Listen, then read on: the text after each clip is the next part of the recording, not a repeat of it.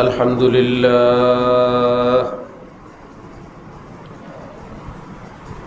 لله نحمده ونستعينه ونستغفره ونؤمن به ونتوكل عليه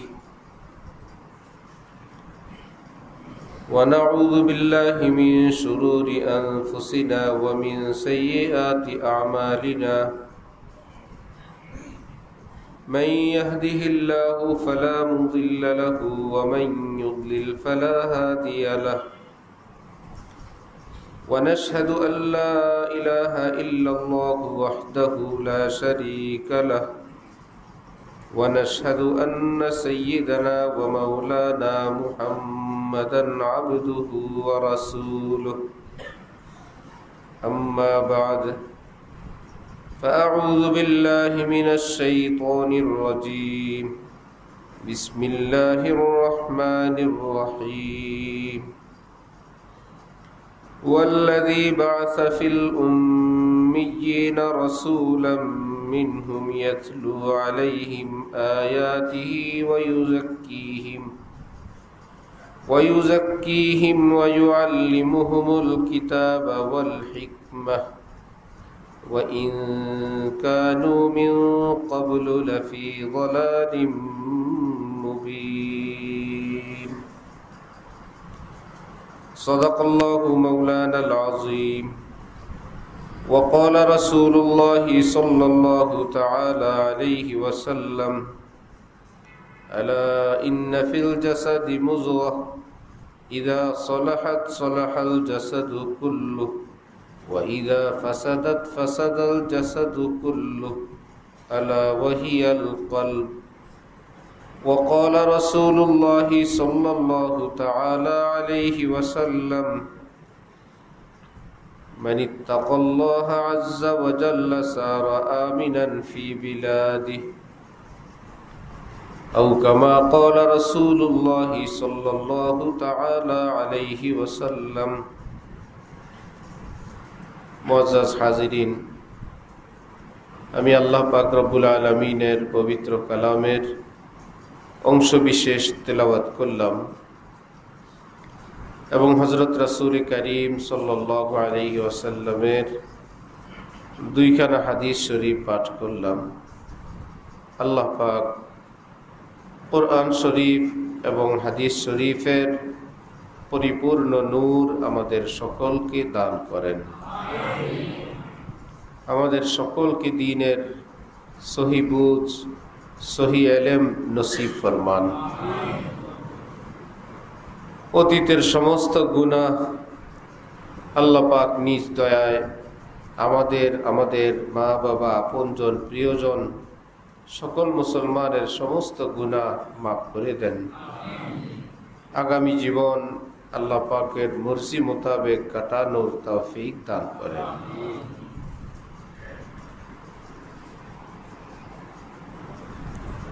হযরত হাকিমুল উম্মত মুজাদ্দিদুল মিল্লাত মাওলানা আশরাফ আলী থানভী নবরাল্লাহু মারকাতাহু ভারতবর্ষের শ্রেষ্ঠতম একজন আলিম ছিলেন, বুজুর্গ ছিলেন, মুহাদ্দিস, মুফাসসির, ফকিহ।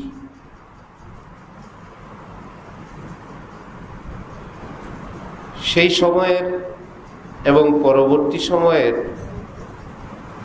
জগৎ বিখ্যাত আলেমদের মতামত হলো তিনি নিজের শতাব্দীর মুজাদ্দিদ ছিলেন। হাদিস শরীফে আছে আমাদের নবীজির পর কিয়ামত পর্যন্ত আর কোনো নবী আসবে না, কিন্তু 100 বছরে একজন মুজাদ্দিদ পাঠাবেন, যিনি এসে দ্বীন ইসলামের সঙ্গে যে সমস্ত বস্তুগুলো দ্বীনের নামে দ্বীনের রঙে যুক্ত হয়ে যায় অথবা দ্বীন থেকে ছুটে যায়, সবটাকে তিনি সংস্কার করে উম্মতের সামনে নবীর দেওয়া খাঁটি সুন্নত শরীয়তকে সহজভাবে পেশ করবেন। কুদরতিভাবে আবার আল্লাহ পাক সেই যুগের যারা ওলামায়ে কেরাম তাদের অন্তরে ওই ব্যক্তির পরিচয় এবং তার খেদমতের গ্রহণযোগ্যতাও দান করবেন।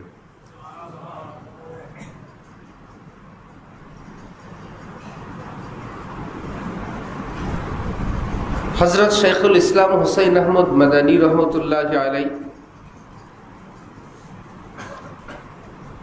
পৃথিবী বিখ্যাত এক আলেম। মসজিদের নববীর পাশে দরসে হাদিস দিতেন 18 বছর যাবত।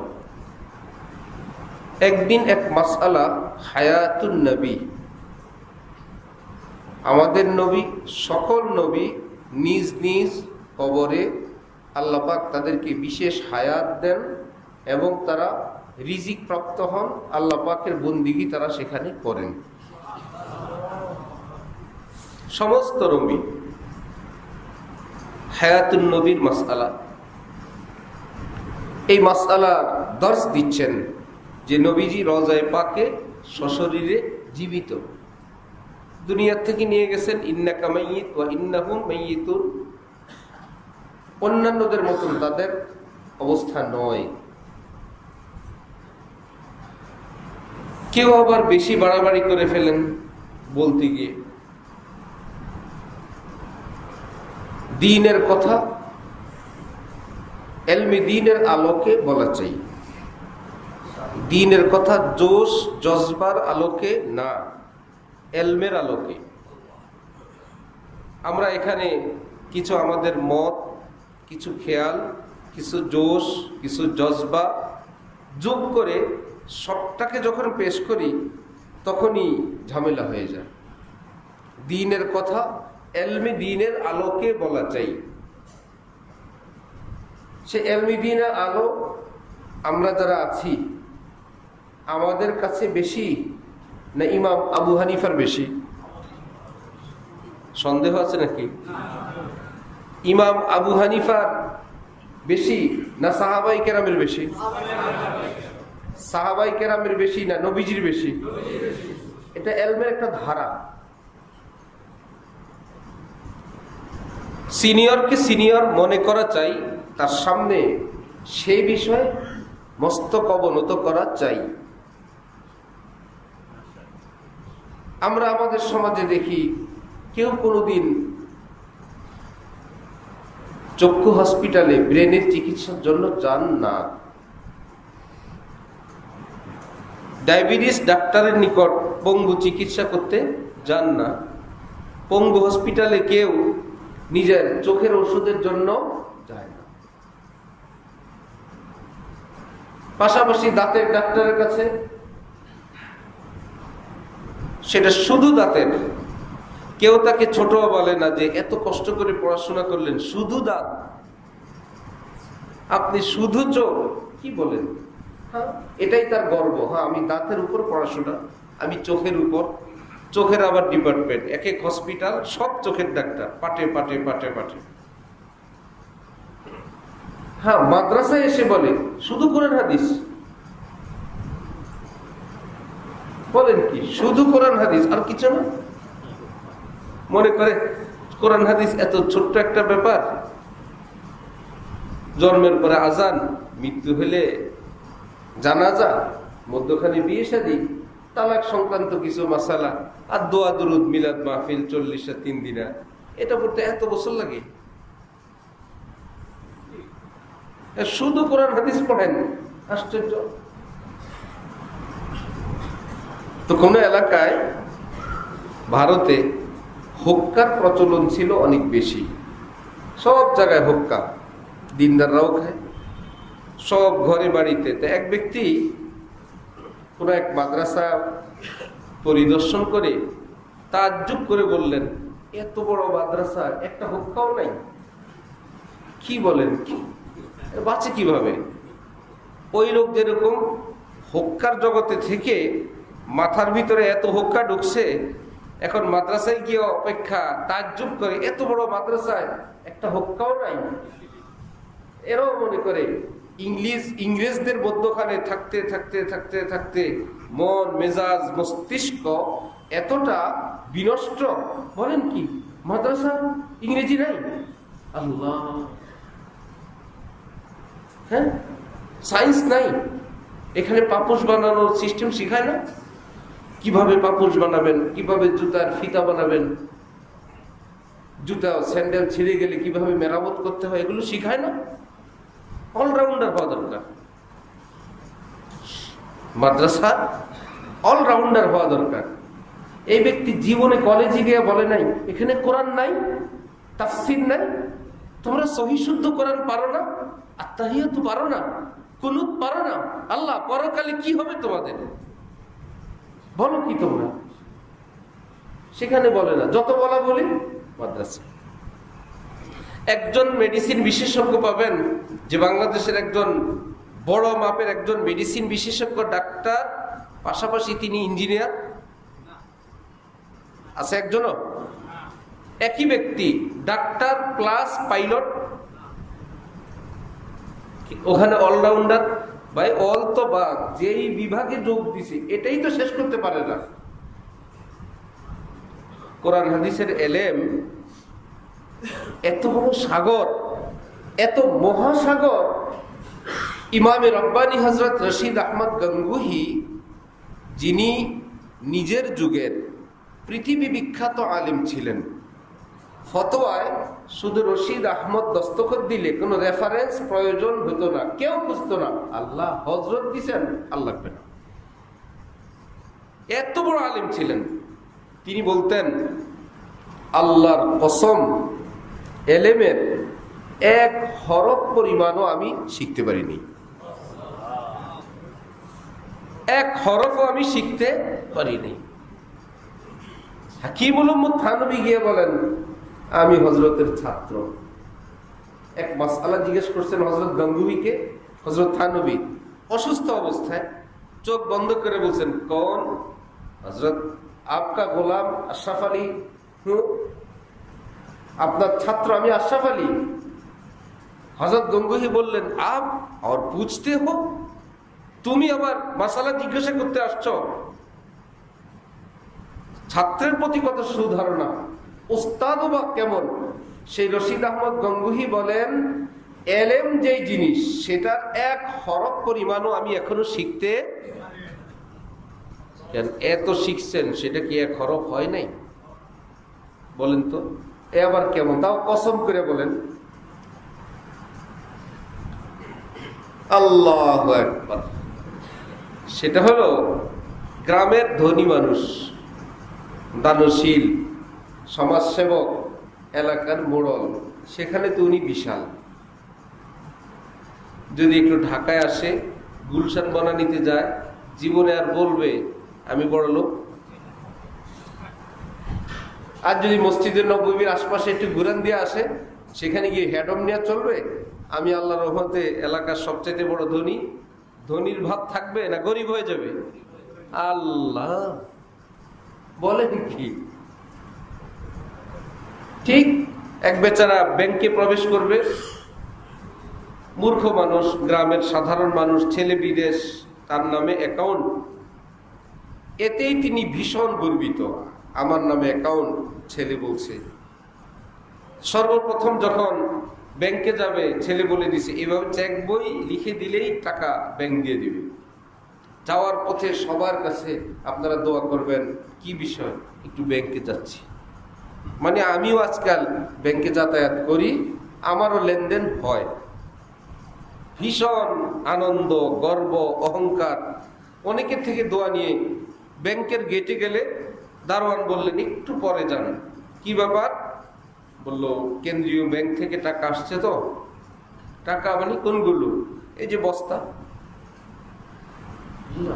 টাকার বস্তা। সত্যি সত্যি এই যে বস্তাগুলো তো টাকারই। এখন কি ফুটানি আগের মতন আছে না একটু ছোট হয়ে আসছে? ছোট হয়ে আসছে। এখন ভিতরে চেক লিখবে, ডান পাশে বাম পাশে সবাই লেখে, দেখে লেখে 5 লাখ টাকা মাত্র, 10 লাখ টাকা মাত্র। তার অ্যাকাউন্টে আজকে উঠাবে 10,000 টাকা। যেই বেচারা এতক্ষণ ছিল ভীষণ ধনী এবং অনেক পয়সাওয়ালা ভাব, সে নিজে নিজে বুদ্ধি করে এখন লিখছে 10,000 টাকা কিছুই না। মাত্রের জায়গায় কি লিখছে? 10,000 টাকা। তারা ভাবলো 10 লাখ যদি মাত্র হয়, 5 লাখ যদি মাত্র হয়, আমারটা কি মাত্র? আমারটা মাত্র না, আরো নিচে, এটা কিছুই না। ঠিক ইমামে রব্বানী এলেম শিখতে শিখতে শিখতে শিখতে শিখতে আল্লাহ পাকের এলমের ব্যাংক দেখে ফেলছেন।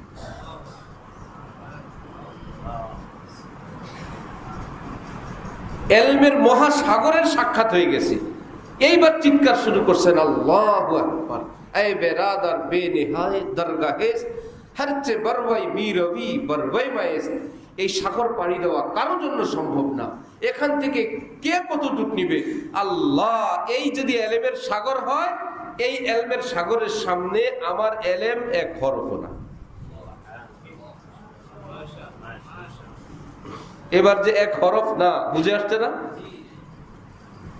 যেই বেচারা সেটা দেখে নাই, শহর দেখে নাই, নগর দেখে নাই, নিজের টুকুনের উপরে নজর, বিশাল অনেক বড়। যেমন আমাদের অবস্থা, আপনার নাম মাওলানা মোহাম্মদ অমুক, আপনি, আমি মুফতি মোহাম্মদ অমুক, আপনি, আমি হাজি মোহাম্মদ অমুক। না হজের সঙ্গে দেখা হয়েছে, না ইফতার সাথে দেখা হয়েছে, না এলমের সাথে দেখা হয়েছে। আমাদের আছে এইটুকুনি। হজ নাই, হাজি টুকুন আছে, এলেম নাই, মাওলানা টুকুন আছে, ইফতার সঙ্গে দেখা হয় নাই। বাংলাদেশের শ্রেষ্ঠ ইফতার বিভাগ হযরত মাওলানা আব্দুল মালিক সাহেব, মারকাজুল দাওয়া, আমাদের জাতীয় মসজিদের খতিব সাহেবদের ওখানে কত কষ্ট ভর্তির, কত ব্যাপার সেপার আলেমরা জানেন। খুব যাচাই বাছাইয়ের পর কয়েকজন রাখেন। 3 বছর পড়ানোর পর বলে দেন, খবরদার মুফতি লিখবা না। তুমি কি মুফতি হইছ? দেশের শ্রেষ্ঠ ছাত্র 3 বছর পড়লেন শ্রেষ্ঠ মুফতিদের নিকট। পড়াশোনার পর বিদায় দেওয়ার সময় বলে দেয়, খবরদার তুমি মুফতি না, মুফতি লিখবা না। তুমি মুফতি হইলে মুফতি শফি সাহেব কি, তকি উসমানী সাহেব কি, তুমিও মুফতি, তকি উসমানীও মুফতি। वाह माशाअल्लाह। तू मुझे हाजी कहेगा, मैं तुझे हाजी कहूंगा। 2 হাজি হজ করে আসছে, কেউ হাজি ডাকে না, সে আগের নামেই ডাকে। দুজন যুক্তি করছে যে ভাই হাটে বাজারে যেখানে দেখা হবে, তু মুঝে হাজি কহেগা, मैं तुझे হাজি कहूंगा। তুমি বলবো হাজি সাহেব কি অবস্থা, আমি বলবো হ্যাঁ হাজি সাহেব ভালো আছি, মাশাআল্লাহ খুব মার্কেট গরম হাজি সাহেবের। তুমি মুফতি বলবো, আমি মুফতি বলবো, তুমি হযরত বলবো, আমি হযরত বলবো। এভাবে দুনিয়ার বাজার গরম হয়, আসমানের বাজার গরম হয় না।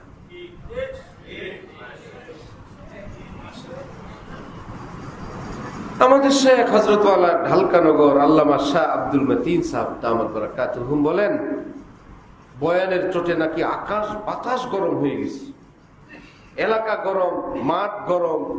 হযরত বলেন মাথাও গরম। এত কিছু গরম না করে অন্তর ইমান গরম হয়েছে কিনা এটা বলো। ইমান গরম হয়েছে কিনা, শ্রোতারা গুনাহ বর্জনের জন্য প্রস্তুতি নিল কিনা, আল্লাহর মহব্বতে জ্বলার জন্য প্রস্তুতি নিল কিনা, যে এক্ষুনি ইন্নী যাহিবুন ইলা রাব্বি সায়াহদিন, हटो मेरी नजरों से अमवाज रंगी, ये कश्ती पिया के नगर जा रही है। তোমার বয়ানে শ্রোতারা এই নিয়ত করলো কিনা, জীবন যায় যাক, আল্লাহকে অসন্তুষ্ট করব না। पीने को तो बेहिसाब पी ली, अब है रोजी हिसाब का धड़का। অপরাধ অনেক হয়ে গেল, এখন আল্লাহকে সন্তুষ্ট করার পালা।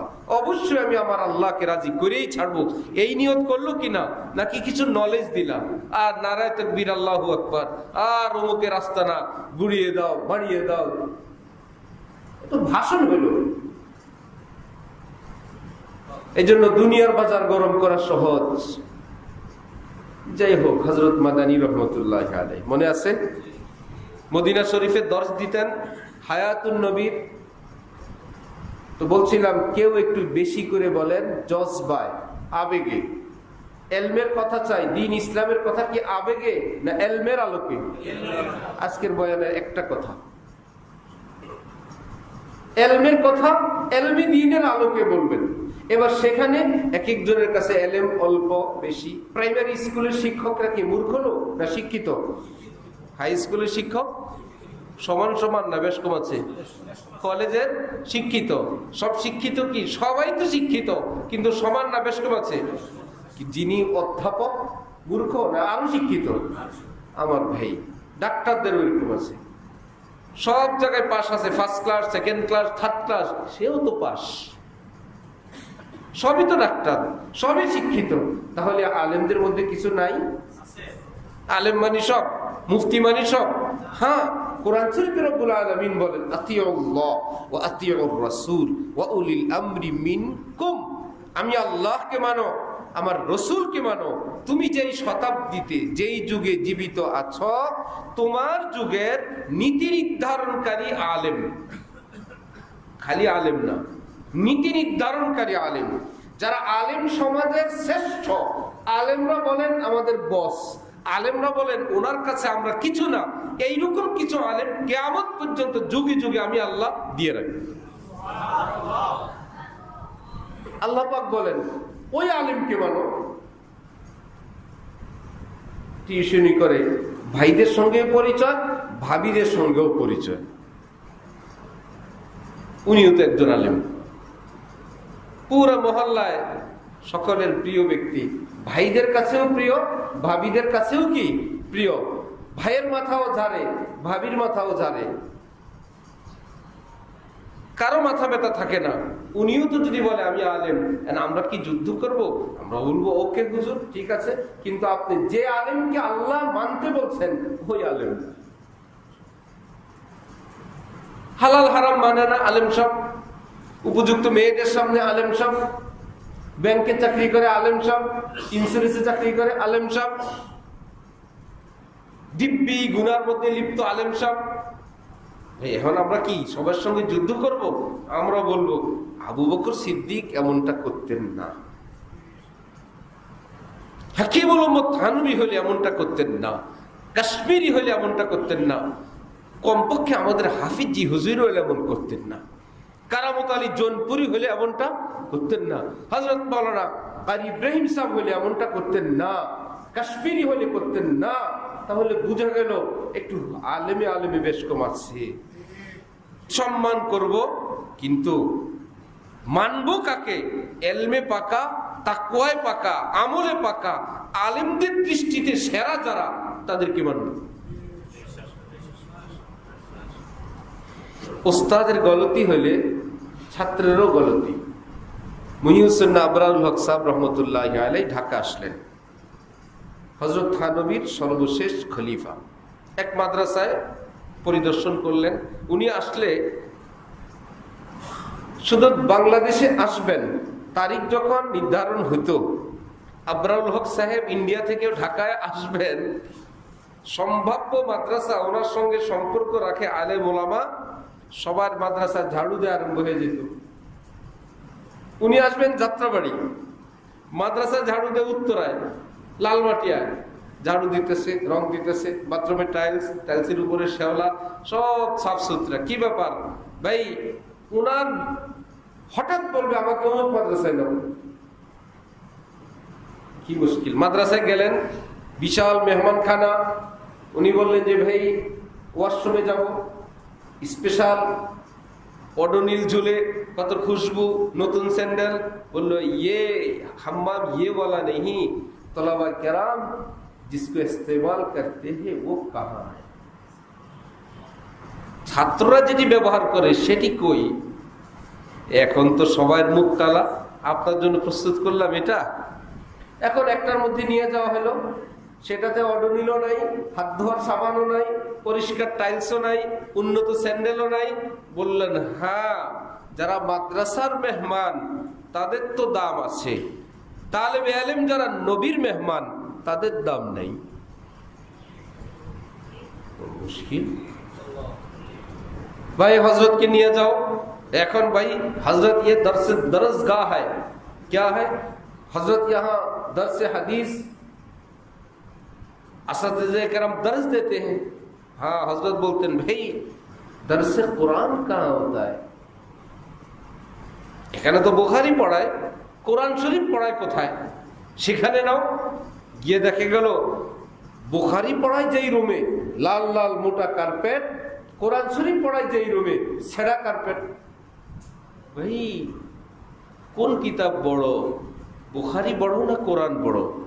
কোরআন বড়। তাহলে বুখারীর রুম এত স্পেশাল, কোরআনের রুম এত নোংরা কেন ভাই? তরতিব মে গলতি হ্যায়। বড় ছোট কোনো চেনা নাই, কাকে কি করতে হবে কোনো ইলম কালাম তোমাদের নাই। হযরত ইমাম স্টেজে বসা, ছোট্ট এক বাচ্চা কোরআন শরীফ তেলাওয়াত করবে, এত বড় মানুষ বয়স্ক নিচে নেমে গেছেন। কি ব্যাপার? যে বলতেন যে ভাই যে কোরআনে পাক তেলাওয়াত করবে এই মসনদে বসার অধিকার তার। আমি এখানে বসে বসে শুনবো, কোরআন তেলাওয়াতওয়ালা দাঁড়ায় দাঁড়ায় তেলাওয়াত করবে, আমি নিচে বসে থাকবো, কোরআনওয়ালা উপরে বসে থাকবে, কুরসিতে সে বসবে। ছোট্ট বাচ্চা কুরসিতে বসায় দেওয়া হইল। এরা কেমন ছিলেন? যাদের নাম শুনলে কলিজার অন্তরে নূর অনুভব হয়। ওই ফুল কেমন? যেই ফুলের নাম শুনলে ঘ্রাণ আসে। ফুল ফুলের জায়গায় যে যেখানে ফুলের নাম নিবে সেখানেই ঘ্রাণ আসে। তাহলে ফুলের অবস্থা কি? যে আল্লাহওয়ালাদের নাম শুনলে অন্তরে নূর হয়, নূর আসে, সে আল্লাহওয়ালা কত নূরওয়ালা। আল্লাহ পাক আমাদেরকে তাদেরকে চেনা তৌফিক দান করেন। তাহলে আলেমদের মধ্যেও বড় ছোট আছে, ঠিক আছে? অসম্মানের জন্য বলছি না, পরিস্থিতি জটিল, বিপজ্জনক, ঠেকা বসত বলতে হচ্ছে। আপনারা যেরকম বলেন আমরা কোন দিক যাই, এই আলেম একটা বলে, ওই আলেম আরেকটা বলে, ওটার সমাধান। এই আলেমকে কোনোদিন তো বলেন নাই যে আমার পেটে এক ডাক্তার বলে অপারেশন করতে হবে না। কে সে? আমাদের মহল্লায় 30 বছর যাবত যে চেম্বার করে, সে বলে অপারেশন লাগবে না। তারপরে পিজির চেয়ারম্যান সাহেব তিনি বলেন লাগবে। আমি কাটটা মানি? জীবনে তো বলেন নাই। আরে ধুত মিয়া, মহল্লার ডাক্তার, সে বেশি প্যারাসিটামল না পা রিমোটিল ওর সেলাই আর প্রেশার মাপে। সে আর পিজির অধ্যাপক এক?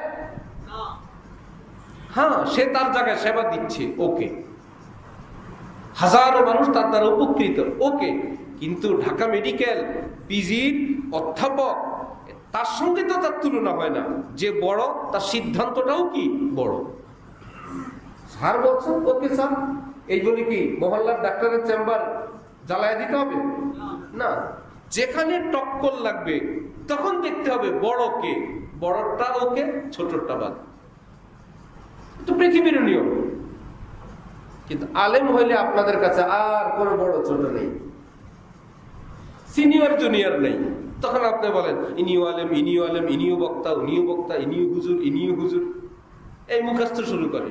ভাই হুজুর হুজুর কি করেন? কোথায় কি করেন?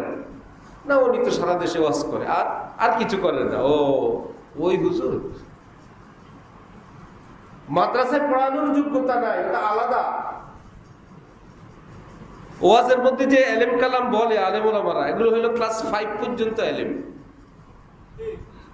5 এর উপরে দিলে সবাই চলে যাবে, এর মধ্যেই খেলা চলে সব। এটা তো সহজ, কারণ এখানে অনেক শ্রেণী মানুষ থাকেন, সকলের রেয়ায়েত করে কিছু দিনই কথাবার্তা বলেন। এখানে উচ্চাঙ্গের কথা বললে দিনই কথা কেউ বুঝবে না। বলো ভাই কি বলে? কিছুই বুঝে না। কি বলে রুয়াতে হাদিস, কি বলে সিকা, কি বলে আদেল, কাসরাতে মুলাজামাত, কাসরাতে হেফজ, কি বলে এগুলো, দালালাতুন নাস, ইশারাতুন নাস, ইবারাতুন নাস, ইকতিজাউন নাস, এগুলো যে ওয়াজের মধ্যে শুরু করে শরীয়তের, এগুলো বুঝবে না। তাহলে বক্তা মানি নায়েবে রাসূল, বিষয়টা এমনটা থাকে নাই। মাঠে ময়দানে কেউ চিনে না, রিজার্ভ ফোর্সের প্রধান, এরকম বড় বড় আলেম আছে যারা মাঠে ময়দানে আসেনও না, কিন্তু ভিতরে ভিতরে আলেমরা খবর রাখেন, হ্যাঁ উনি মাঠে আসে না কিন্তু উনি আমাদের বস, উনি সেরা। খবর পাবেন আলেমদের কাছে। যে কথা বলতে গিয়ে লম্বা, কিছু লোক বলে নবীজির ওফাত মৌত আসেই নেই। ওই যে হযরত ওমরের এক কথা আছে, যে বলবে তাকে খুন করে ফেলবো, এটা তো যখন শুরু তখন বলছিলেন, শেষে তো হযরত ওমরই হযরত আবু বকরের হাতে বায়াত হয়েছিলেন, হন নাই? হযরত আবু বকরকে খলিফা মানেন নাই? নবীজি যদি দুনিয়ায় থাকেন, খলিফা কে? খলিফা তো প্রতিনিধি, মূলজন না থাকলে তার প্রতিনিধি। সমস্ত সাহাবায়ে কেরাম হযরত আবু বকরের হাতে যে বায়াত গ্রহণ করলেন, তার অর্থ কি? নবীজি জীবিত আছেন না পরকালে চলে গেছেন? পরকালে চলে গেছেন, এই জন্যই তো খলিফা, এই জন্যই তো 4 খলিফা। যদি বলেন আমরা এটা মানি না, নবী আগে যেভাবে ছিলেন এখনো সেভাবে আছেন, আপনার খেদমতে প্রশ্ন, সাহাবী হওয়া বন্ধ হইল কেন? তাহলে তো সাহাবী হওয়া চালু থাকবে, ঠিক না? নাম্বার 2 প্রশ্ন, তাহলে কি সাহাবায়ে কেরাম জীবিত নবীকে জোর করে রওজার ভিতরে দিয়ে দিলেন? যে নবীর রূহ আছে জীবিত, সাহাবীরা জোর করে তাকে কবরে দিয়ে দিয়েছেন, দাফন করে ফেলছেন, সম্ভব? কিন্তু জোশের ঠেলায় বলে না, নবীজির মৃত্যু হয়নি। মৃত্যু হয় না মানে জীবিত নবীকে কবর দেওয়া হয়েছে, নবী থাকা অবস্থায় সাহাবীরা খলিফা হয়েছে, এগুলো সম্ভব? এই জন্য বললাম, কেউ একটু বাড়াবাড়ি করে, হ্যাঁ মৃত্যু তার আসছে, ওফাত তার আসছে, কিন্তু আমার আপনার মতন ওনার পরকালের জীবনটা না, সেই জীবন তো আল্লাহ পাকের শ্রেষ্ঠ নবী হিসাবে শ্রেষ্ঠ জীবন। এমনকি উম্মত যখন নবীর রওজায় গিয়ে বলে আসসালাতু আসসালামু আলাইকা ইয়া রাসূলুল্লাহ, উলামায়ে দেওবন্দ সারা পৃথিবীর হক্কানি আলেমদের আকীদা হলো নবীজি উম্মতের ওই সালাম নিজ কানে শুনেন এবং জবাব দেন, ওয়া আলাইকাস সালাম ইয়া উম্মতি, আমার উম্মত তুমি আমার কাছে আসছো, তোমাকেও সালাম, তোমাকেও আলাইকুমুস সালাম। আমাদের শায়েখ হযরত ওয়ালা ঢালকানগর হজে যাবেন, কি প্রস্তুতি! 2011 আগেও গেছেন, তা আমরা যাব সাথে, কি প্রস্তুতি! খেদমতে জিম্মাদারি আমার হাতে। মক্কা শরীফ থেকে মদিনা শরীফ আসতেছেন, আবেগ ঘন পরিবেশ, মসজিদে মদিনা এসে কাপড় চোপড় পরিবর্তন, গায়ে খুশবু, জামা পরে যাবেন, আচ্ছা মুখে মাউথ স্প্রে, যেন জিন্দা হায়াতুন নবীর যে মাসালা, যে নবীর দরবারে যাব, তিনি রওজায় জীবিত আছেন, সালাম দিলে শুনবেন, তার অন্তরে এতটা যে আমার কোনো কিছুতে যাতে নবীজির কোনো কষ্ট না হয়। তার মানে খালি একটা দেওয়ালের কাছে যান নাই, যেটা দেওয়াল ঘেরা গিরিলের কাছে যাব, তারা নবীর কাছেই গেছে। আমরা তো রওজায় যাই, তারা নবীর কাছে যান। ইয়া আল্লাহ! এক হাজী সাহেব হযরতুল্লাহর সাথে যাবেন, দাড়ি নাই। হযরত বললেন, তো দাড়ি রাখবেন কবে? ইনশাআল্লাহ। হাজী সাহেব আপন মানুষ, বললেন, হযরত হজের থেকে এসে রেখে দেব ইনশাআল্লাহ, নিয়ত করছি। হযরত বললেন, নবীজিকে দেখায় আসবেন খালি গাল, দেশে এসে দাড়ি রাখবেন, এর চেয়ে এটা কি ভালো না? এখান থেকে বাগান সাজায় নবীজিকে দেখায় আসবেন। ইয়া রাসূলুল্লাহ, আপনার বাগান লাগায় ফেলছি। কোথায় ওনাদের আকীদা! আল্লাহ আমাদেরকে এলমে দ্বীন, এলমের আলোকে হক্কানি আলিমদের থেকে শোনার, আমল করার তৌফিক দান করেন। হযরত মাদানী পড়ান ছাত্রদেরকে হায়াতুন নবী, নবী রওজায় জীবিত। ছাত্ররা বলে, হুজুর মানি, কিন্তু বিষয়টা কেমন লাগে? হঠাৎ করে হাত দিলেন, আরে দেখো, হাত দেওয়ার সাথে সাথে উপস্থিত সকল ছাত্রের নবীজির জিয়ারত নসিব হয়ে গেছে, সবাই নবীজিকে দেখে ফেলছেন।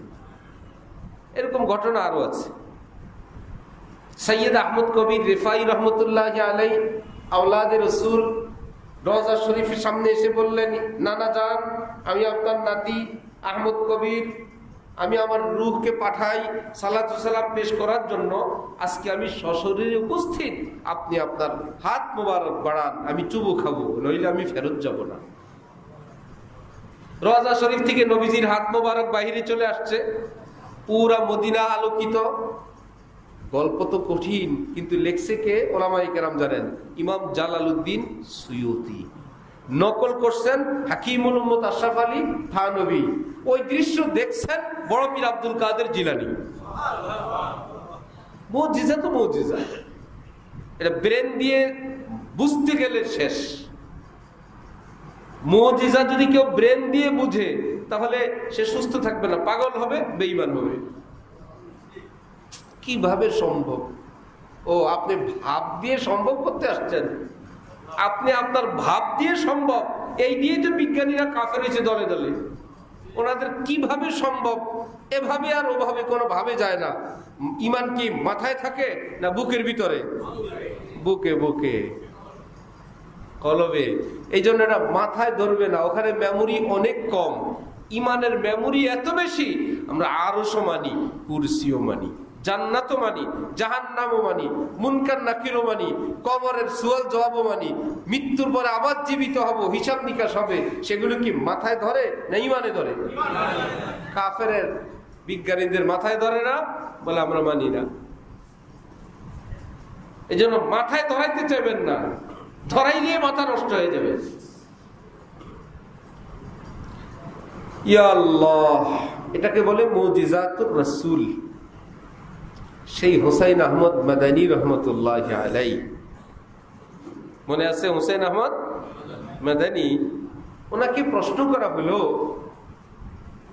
এমন সময় যখন ভারত ভেঙে মুসলমানদের একটা আলাদা রাষ্ট্র হোক পাকিস্তান, এটা নিয়ে হযরত থানভীর নেতৃত্বে আন্দোলন চলছে, হযরত মাদানীর নেতৃত্বে আন্দোলন চলছে। এত বড় একটা দেশ ভাঙ্গার প্রয়োজন নাই, আমরা বড় দেশের সাথেই থাকি।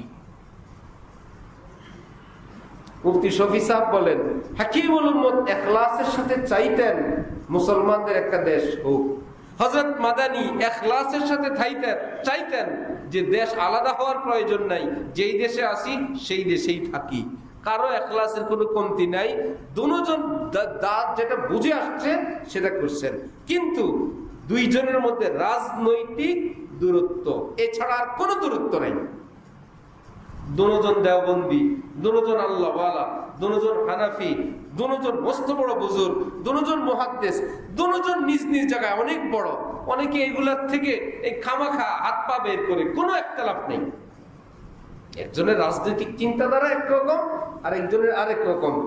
দুইজনের পরিস্থিতি যখন দুই ভাগে বিভক্ত, ওই সময় একজন হযরত মাদানীকে জিজ্ঞাসা করলেন যে আপনার বিরোধী মাওলানা আশরাফ আলী থানভী ভিন্ন চিন্তাকারী, উনি নাকি মুজাদ্দিদ,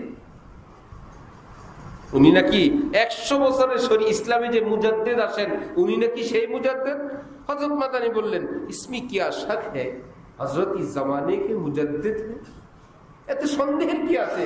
তিনি এই শতাব্দীর একজন মুজাদ্দিদ। এই উম্মতের কঠিন ক্রান্তিকালে আল্লাহ পাক হযরতের দ্বারা অনেক বড় কাজ নিয়েছেন। সে হাকিমুল উম্মত মাওলানা আশরাফ আলী থানভীর খলিফা ছিলেন শাহ আব্দুল গনি ফুলপুরি।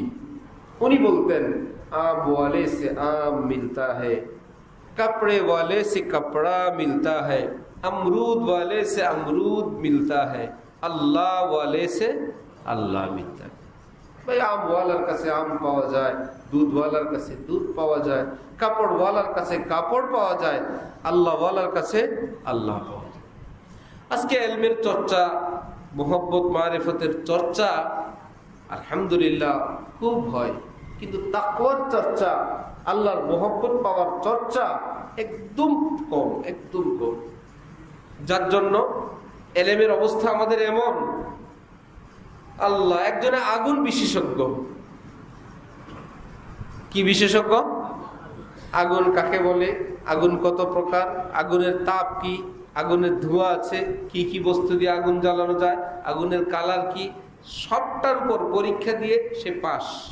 কিন্তু তার কাছে যদি আগুন না থাকে, পাতিল কি গরম হবে? আগুনের উপর ডক্টরেট, কিন্তু পাতিল ঠান্ডা। এই বেচারা বলল, কি বলো, আমি আগুন চিনি না, তোমরা চিনো? চিনেন, আগুন নাই আপনার কাছে। এবার তিনি আগুনের ছবি দিলেন, এটা কি আগুন? এবার আগুনের ভিডিও দেখাইলেন, এটা কি আগুন? আমরা এইরকম বিশেষজ্ঞ হয়ে গেছি। আর যারা আগের যুগের বা যারা কামিলিন আল্লাহওয়ালা, এত পিএইচডি হয়তো তাদের নাই, কিন্তু আগুন আছে। আগুন কত প্রকার, কি কত ডিগ্রির মাত্রা, বাবা এত কিছু জানি না। এই যে আগুন, যার জন্য ওনাদের কাছে গেলেই ইমান গরম হয়। একদিন কাকরাইলে আল্লাহ হযরত মাওলানা এনামুল হাসান সাহেব রহমতুল্লাহ আলাইহি খুবই সম্ভব আসর থেকে নিয়ে মাগরিব পর্যন্ত বসে আছেন, একটা কথা বলেননি।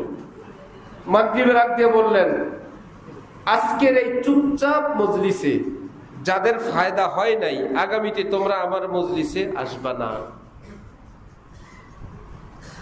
আমাদের তো বয়ানে ফায়দা হয়, উনি বললেন আজকে আমার এই চুপ থাকার মজলিসে যাদের কোনো ফায়দা হয় নাই, আগামীতে আমার মজলিসে আসবা না। হাসনা হেনা বয়ান করে, গোলাপ বয়ান করে, রজনীগন্ধা, কিন্তু কাছে গেলে কি ঘ্রাণ পাওয়া যায় না? ঠিক আল্লাহ ওয়ালাদের ইমানের খুশবু এতটা তেজ, এতটা প্রখর, কাছে গেলেই ঘ্রাণ পাওয়া যায়, কাছে গেলে ইমান টের পায় যে কौन आया कि धीमी पड़ गई लो शम्ए महफिल की पतंगों की आवाज उड़ने लगी चिंगारियां दिल की, জামার অন্তরে জগৎটা ভিন্ন ভিন্ন লাগে। আল্লাহ পাক আমাদেরকে এইরকম হক্কানি আল্লাহ ওয়ালাদেরকে চেনার তৌফিক দান করেন। ছোট্ট ছোট্ট এক দুইটা কথা বলে, গল্প আল্লাহ ওয়ালাদের সুহবতের ফায়দা ইনশাআল্লাহ আমি মজলিস শেষ করব। মক্কা শরীফ মসজিদুল হারামে এক রাকাতে কত রাকাতের সওয়াব? 1 লক্ষ। এখন থেকে 100 বছর আগে মসজিদুল হারাম ছিল কিনা? 500 বছর আগেও ছিল। ছোট্ট এরিয়া, পাশে ওয়াশরুম, ওযুখানা লাগে, বাথরুমে আল্লাহকে ডাকাও যায় না, নামাজ পড়ার প্রশ্ন তো আসেই না। পাশেই হরম, 1 লাখ রাকাত, নাপাক জায়গা কিন্তু বাইতুল্লাহর সাথে। মুসল্লি বেশি, মসজিদ বড় করতে হবে, কি করা যায়? ওয়াশরুম ভাঙো, তারপরে মসজিদ বৃদ্ধি করো। এই করতে গিয়ে এক সময়ের ওয়াশরুম, পেশাবখানা এখন মসজিদুল হারামের ভিতরে। এখন যদি কেউ ওই বরাবর নামাজ পড়ে, পৃথিবীর সকল ফুকাহায়ে কেরাম বলেন 1 রাকাতে 1 লক্ষ রাকাত। কেউ এই কথা বললে হবে না, এটা আগে বাথরুম ছিল। বাথরুম বলে, বাথরুম ছিল, আল্লাহর ঘরের সাথে ছিল তো কপাল খুলছে। ছিল বাথরুম, কিন্তু আল্লাহর ঘরের সাথে থাকাতে কপাল খুলে গেছে, এখন মসজিদুল হারাম হয়ে গেছে। खोपरो यूसी मिला करते थे मीर, अब मिला करते हैं अहलुल्लाह से, मत करे तहकीर कोई मीर की, राबिता रखते हैं अब अल्लाह से। আগে একটা লোক খারাপ ছিল, নেশা করত, নামাজ পড়তো না, রোজা রাখতো না, সেই দলিল এখন আর বলে লাভ নাই, চোখের পানি দিয়ে আল্লাহ থেকে সব মাফ করে নিচ্ছে। এখন আর আগের কথা বলে তুচ্ছ তাচ্ছিল্য করার সুযোগ নাই। হরমের সঙ্গে থেকে যদি মসজিদুল হারাম হয়ে যায়, আল্লাহ ওয়ালাদের সঙ্গে থাকলে, হাদিসে কুদসিতে আল্লাহ পাক বলছেন, আমার ওলিদের সাথে যারা থাকে, যোগ্যতা অত নাই, সঙ্গে থাকার বরকতে ওলিকে যা দেই সঙ্গীদেরকে তাই দিয়ে দিই, দিয়েই দিই, ইকরামান লাহুম। ইবনে হাজার আসকালানী বলেন, ইন্না জালিসাহুম ইয়ানদারিজু মাআহুম ফি জামিই মা ইয়াতাফাজ্জালুল্লাহু বিহি আলাইহিম ইকরামান লাহুম। ওই ওলিকে আল্লাহ যত নিয়ামত দেন, সঙ্গীদেরকে একই নিয়ামত দান করেন, সঙ্গীদের বরকতে না, ওলির সম্মানার্থে। হযরত ওয়ালা করাচি আমাদের দাদা হযরত বলেন, তোমার মেয়ের বিয়ে, জামাইয়ের জন্য স্পেশাল মেহমানদারি, বড় পাতে খাবার দাবার, বন্ধু বান্ধব তো থাকেই। জামাই বিয়ে আসছে, হবু জামাই, তার 2 পাশে বন্ধু বান্ধব হইল, যাদের সঙ্গে তোমাদের প্রচন্ড ঝগড়া বিবাদ, এইরকম ফ্যামিলির 2 ছেলে, যাদেরকে দাওয়াত দেওয়ার প্রশ্নই আসে না, সসম্মানে মেহমানদারিরও প্রশ্ন আসে না। কিন্তু আজকে শ্বশুর সাহেব কি বলবেন, জামাই শুধু আপনি আসেন, ডান পাশ বাম পাশ 2 জনকে বাইরে রাখেন। মেয়ের বাবা বলবে না, এটা আমার জামাইয়ের অসম্মান, জামাইয়ের সম্মান রক্ষার্থে চুপ। খাইলো কারা?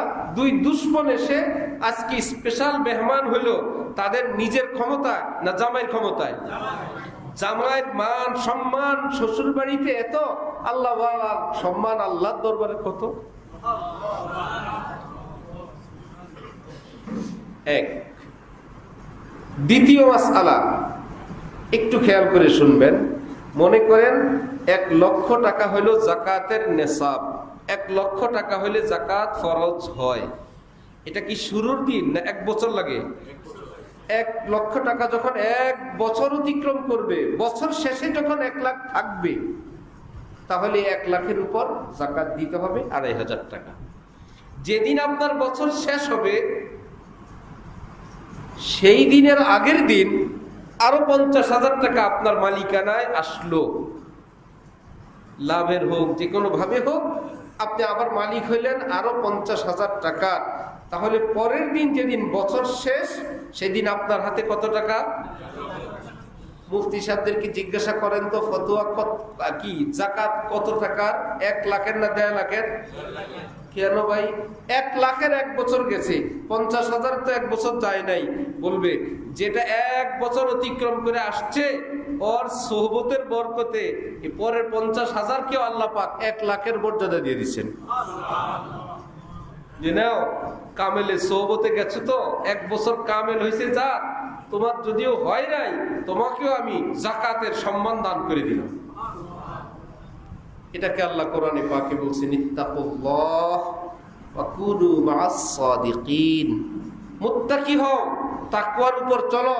যারা বড় পীর জিলানী, খাজা মঈনুদ্দিন চিশতি, হাকিমুল উম্মত থানবী, ইমাম গজালি, হাসান বসরি, এইরকম যারা তোমার যুগের কামিলিন, তাদের সঙ্গে থাকো। সঙ্গে থাকার বরকতে তোমাকে আমি আল্লাহ ওই ট্রেনের ইঞ্জিন যেই শহরে, ফার্স্ট ক্লাসের বগি যেই শহরে, সেকেন্ড ক্লাসের বগি যেই সেই শহরে, থার্ড ক্লাসের বগি কি মাঝপথে না সেই শহরে, একই শহরে তুমি যেই শ্রেণীর হও, 2টা কাজ করো। 1 নম্বর কাজ তাকওয়া, দ্বিতীয় কাজ কোন হক্কানি কোন ওলির সঙ্গে জোড়ো। ট্রেনের বগি ইঞ্জিন না, খালি বগি একা একা চলতে পারে? কিভাবে অন্য শহরে যায়? 2টা কাজ করে। 1 নম্বরের কাজ লাইনে উঠে, ঠিক না? লাইন ছাড়া কাজ হবে না। ইঞ্জিনকে আপনি হাতে পায়ে ধরেন, ইঞ্জিন বলবে প্রথম শর্ত লাইনে আসো। লাইনের বাইরে যদি আপনি ইঞ্জিনের সঙ্গে বাঁধেন, ইঞ্জিন টান দিলে ব্রিজের সঙ্গে গাছের সঙ্গে বাড়ি খেয়া শেষ। বিসমিল্লাতে লাইনে উঠো। লাইনে উঠলেই যাবে না, আরেকটা কাজ আছে, লেজ বান্ধ, আমার সাথে জোড়ো। এইবার বিসমিল্লাহ চলছে। এই আয়াতের মধ্যে আল্লাহ পাক যেন আমাদেরকে বললেন জান্নাতে যাবা, আল্লাহ যাইতে চাই, ইত্তাকুল্লাহ, লাইনে উঠো। আর ওয়া কুনু মা'আস সাদিকিন, জান্নাতি কাফেলা যারা আসে তাদের সঙ্গে জোড়ো। তাহলে কাজ একটা হলো না 2টা হলো? একটা হলো তাকওয়া, আর একটা হলো আল্লাহ ওয়ালাদের সঙ্গে জোড়া। তাকওয়া তো বিশাল। আমাদের জন্য যেটা এখানে তাকওয়া, এই তাকওয়া সহজ। তাকওয়ার একটা অংশ আছে মাকরু কাজও করে না, সন্দেহের কাজও করে না। আরেকটা স্তর আছে শিরিক করে না, উপরের মাথা একদম শেষ মাথা। মুসলমানরা তো শিরিক থেকে মুক্ত, লা ইলাহা ইল্লাল্লাহ পাটি শিরিক বাদ দিয়েই তো তাওহীদে আসছে। এই মুসলমানকে যখন বলা হয় মুত্তাকি হও, তাকওয়ার উপর চলো, তার অর্থ হলো হাকিমুল ইসলাম কারি তাইয়িব সাহেবের ভাষায়, যিনি দেওবন্দের প্রায় 60 বছরের মুতামিম, উনি বলেন এবং সমস্ত ফুকাহায়ে কেরাম বলেন যে কোরআন হাদিসে মুত্তাকি হও কি অর্থ? ফরজ, ওয়াজিব, সুন্নতে মুআক্কাদা। শুনতেছেন? কি কি? ফরজ, ওয়াজিব, সুন্নতে মুআক্কাদা। 3টা হলো করণীয়, 3টা করো, গুনাহ ছাড়ো। এইটুকুন যে করবে ইসলামের ভাষায় সে মুত্তাকি। সুরমা না দিলেও চলবে, সিন্নি না খাইলেও চলবে, ঠিক না? হাতে লম্বা তসবিহ না থাকলেও চলবে। তাহাজ্জুদ না পড়লেও চলবে, এশরাক না পড়লেও চলবে, আওয়াবিন না পড়লেও চলবে, বছর বছর হজ উমরা না করলেও চলবে, এত লম্বা জুব্বা না পড়লেও চলবে, লম্বা সময় মসজিদে না থাকলেও চলবে। চলবে না, ফরজ ওয়াজিব সুন্নতে মুআক্কাদা বাদ দেওয়া যাবে না। এইটুকুন করে আর গুনাহ করে না। কারি তাইয়্যিব সাহেব বাইতুল মুকাররমে বয়ান করছেন, আমার শায়েখ বলেন আমি আমার নিজ কানে শুনছি, কোনো মাধ্যম নাই। কারি তাইয়্যিব সাহেব বলেন কেউ যদি এই যুগে ফরজ ওয়াজিব সুন্নতে মুআক্কাদা টুকুন আদায় করে নেয় আর গুনাহ থেকে বাঁচে, আল্লাহর কোন আল্লাহ ওয়ালির সঙ্গে জুড়ে থাকে, এই ব্যক্তিকে আল্লাহ পাক এই যুগের জুনায়েদ বাগদাদি বানায় দিবেন। জুনায়েদ বাগদাদি হয়ে যাবে সে। কিন্তু হয় কি, করে অনেক, আবার ছুটে বড় বড় গুলো, ফরজ ছুটে যায়, নফল খুব, আবার আরেক জায়গায় গুনাহ করে বসছে, আরেক জায়গায় বড় মুরাকাবা ধ্যান, এলোমেলো হয়ে গেছে। আমার ভাই, এক বিষয়ে যদি ফেল করেন, অন্য বিষয়ে যদি 90 করে পায়, ছাত্র কি পাস না ফেল?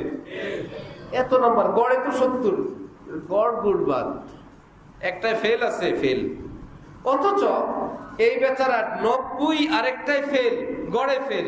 আরেক ছাত্র একটাতেও 90 পায় নাই, সব 35, 40। এই ছাত্র পাস না? ঠিক আমরা হইলাম কোন সাবজেক্টে 80, কোনটা 90, কোনটা 95, কোনটা ধরেই নেই।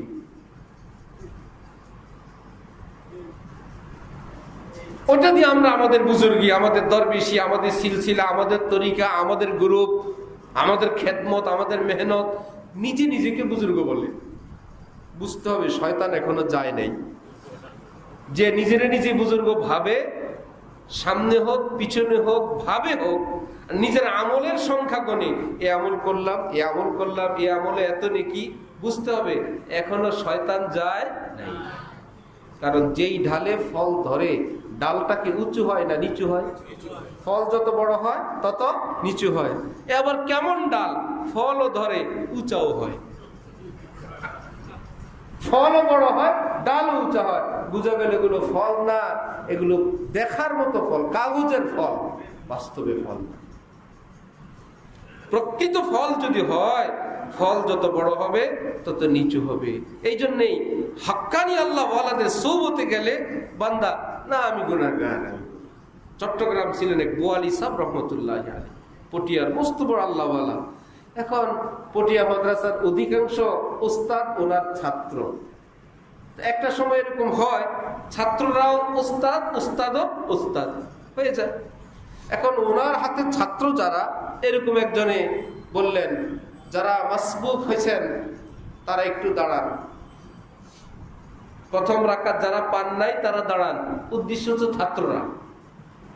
ঘটনাক্রমে বোয়ালি হিসাবে প্রথম রাকাত পান নাই, একে তো উস্তাদ আরো বুজুর্গ, উনিও দাঁড়াইছেন। সবাই তো বলে হযরত আপনাকে না, আপনাকে না কেন, প্রথম রাকাত পায় নাই যারা, এর মধ্যে আমিও তো আছি। এর মধ্যে কান ধরে উঠে আর বসে, হ্যাঁ দুনিয়া সব ভালো লাগে, নামাজে আসতে ভালো লাগে না, প্রথম রাকাত তাকবীর উলা ভালো লাগে না। ওনারা ভাবতেন আমারও শাস্তি হওয়া দরকার, দুনিয়ার কোথাও তো পিছিয়ে থাকি না, তাকবীর উলাটা বাড়তেছে। এত সহজ না। এই জন্য আব্দিয়ত সৈয়দ সুলাইমান নদভী রহমতুল্লাহি আলাইহি হযরত থানভীকে বলছিলেন, হযরত তাসাউফ কি, পীর মুরিদি তাজকিয়া গুলো কি, এটা কি শিখায়, বা প্রথম সবক কি? বললেন মাওলানা, तसव्वुफ का, तज़किये का पहला सबक अपने को मिटाना है, और तहकीक ये है, अव्वल सबक और आखिरी सबक भी यही है, अपने को मिटाना। यह है मेरा एहसास कि मैं कुछ भी नहीं हूँ, कुछ होना मेरा जिल्लत व खारी का सबब है। এটাই আমার সম্মান, আমি কিছু না। প্রত্যেক রাকাতে আল্লাহ পাক বলছেন, বলো তো তুমি কিছু? ইয়াকা নাবুদু, আমি কিচ্ছু না, আমি আপনার গোলাম।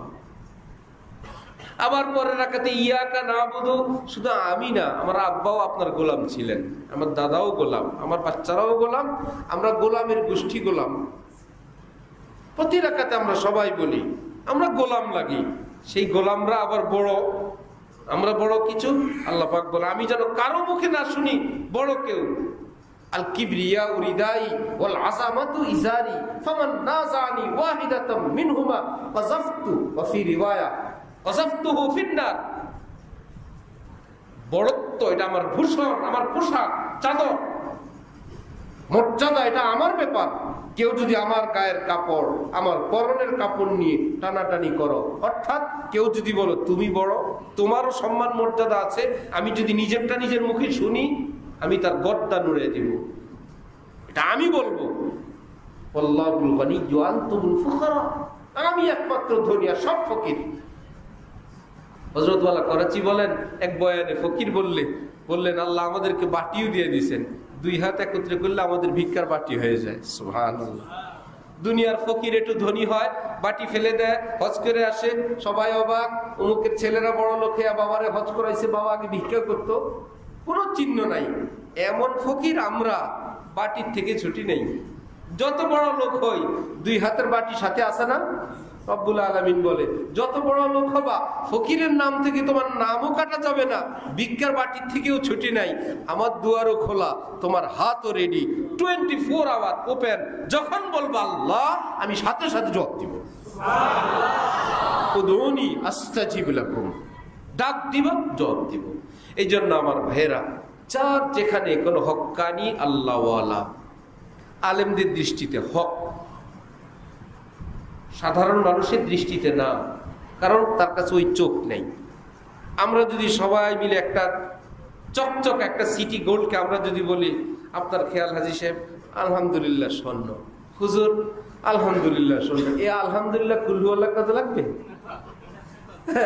স্বর্ণকার একটা নজর দেখে ফেলায় দিলে থাক মিয়া, সময়টাই নষ্ট করছে। আর যদি সে একটু বুঝতে সময় লাগে, একটা পাথর আছে ঘষা দিবে, অল্প একটু এসিডেসি দিবে, দিয়ে বলবেন না ভাই কিছু নেই। আপনি বলবেন গণতন্ত্র অনুযায়ী অধিকাংশ ভোট স্বর্ণ উপর, এটা স্বর্ণ হওয়ার উপর পড়িয়াছে, সুতরাং কণ্ঠ ভোটে ইহাকে স্বর্ণ বলিতে হইবে। কাজ হবে কোনো কিছু? তো গণতন্ত্র বলে স্বর্ণ না, বলে হজরত বলছেন, ইমাম সাহেব, হাজী সাহেব, মশওয়ারায় স্বর্ণ হয় না, স্বর্ণকার বললে হয়, নইলে বাদ। কারণ স্বর্ণকারের কাছে তিনটা জিনিস আছে, একটা চোখ আছে, দীর্ঘকাল স্বর্ণের জগতে কাজ করতে করতে একটা চোখ আছে, চোখে যদি ফেল করে একটা পাথর আছে আর একটু এসিড আছে। আলেম ওলামাদের কাছে একটা চোখ আছে, দীর্ঘকাল এলমের জগতে থাকতে থাকতে অভিজ্ঞতা সম্পন্ন একটা চোখ আছে, চোখে যদি কাজ না হয় কোরআন হাদিসের কোষ্টি পাথর আছে। তাহলে হক্কানি আল্লাহওয়ালা আমরা ঠিক করব না আলেমরা? এইবার আলেমরা বলার পর একটা সুযোগ আপনার আছে যে আলেমরা বলেন ইনি হোক ইনি হোক, এবার আপনার যেখানে ভালো লাগে, আপনার দিল যেদিকে টানে, এইরকম একজন আল্লাহওয়ালার সান্নিধ্যে যান, সোহবতে যান, নিজেকে ন্যস্ত করেন। এটা সম্মানের, অসম্মানের না। প্রেসিডেন্টেরও উপদেষ্টা থাকে, প্রধানমন্ত্রীর উপদেষ্টা থাকে, আছে না? বুঝা গেল, উপদেষ্টা থাকা এটা অসম্মানের না, এটা নিজের সিকিউরিটির, নিরাপত্তার। ঠিক আপনি দ্বীনের দিক, আত্মশুদ্ধির দিক, জান্নাতের দিক আপনার আমাদের কাছে সকলের কাছে ক্লিয়ার না। কিছু ক্লিয়ার হইলেও জীবনের মোড়ে মোড়ে বাঁকে বাঁকে আমরা হারায় ফেলি, অস্পষ্ট হয়ে যায়, কি করব? ওই ক্ষেত্রে ওলি দরকার, বুজুর্গ দরকার। এইরকম কোন হক্কানি আল্লাহওয়ালার সাথে নিজের সম্পর্ক করেন, তাকে নিজের মুরব্বি বানান, তার পরামর্শ মোতাবেক চলেন, দেখবেন হাকিমুল উম্মত হযরত থানবী বলেন হক্কানি আল্লাহওয়ালাদের সঙ্গে জুড়ে থাকলে ফায়দা দুইটা। হয়তো জীবনকালেই আল্লাহ খাঁটি ওলি আল্লাহ বানায়া কবরে নিবেন, এটা যদি নাই জুটলো শেষমেশ মৃত্যুর আগে খাঁটি তওবার তৌফিক দিয়ে পবিত্র বানায় কবরে নিয়ে যাবেন। জুড়ে ছিল 30 বছর, যায় আসে কোন বুজুর্গের, হাফিজি হুজুরের কাছে কি ব্যাপার? আল্লাহ পাক হাদিসে কুদসিতে বলছেন হুমুল কাওমু লা ইয়াশকা বিহিম জালিসুহুম, আমার ওলিরা এমন, তাদের সঙ্গে যাতায়াতকারীরা কপাল পড়ে না। কপাল যেহেতু পড়বে না, বেঈমান হয়ে বললে কপাল পড়বে না, তো বোঝা গেল জাহান্নামে গেলে কপাল পড়বে না, পড়বে। আল্লাহ যেহেতু বলছেন যাতায়াতকারীদের কপাল পড়বে না, এইবার হয়তো সময় থাকতেই ওলি আল্লাহ হয়ে যাবে। আর যেহেতু কপাল পড়বে না, আল্লাহ বলছেন মৃত্যুর আগে একটা খাঁটি তওবা দিয়ে, চোখের পানি দিয়ে সাফ করে কবরে নিয়ে যাবে। আল্লাহ আমাদের সকলকে দিন বুঝার, আমল করার তৌফিক দান করেন। তোলাবাই কেরাম, তোমরা সবসময় থাকো এলমি দ্বীনের সাথে। তোমাদের ওজিফা তো এটাই, কষ্ট করে গুনাহ থেকে বাঁচা, হারাম কথা, হারাম আচরণ, বেয়াদবির আচরণ, কষ্ট করে একটু জবানটা হেফাজত করা, একটু নজর হেফাজত করা। থাকো এলেম নিয়ে। এলেম দুই প্রকার, হয়তো ফরজে আইন অথবা ফরজে কিফায়া। তালেবে এলেমরা হয়তো ফরজে আইনে আছে অথবা ফরজে, 24 ঘন্টা তাদের আমল হয়তো ফরজে আইন অথবা ফরজে কিফায়া। এই ফরজের ভিতর তোমরা থাকো।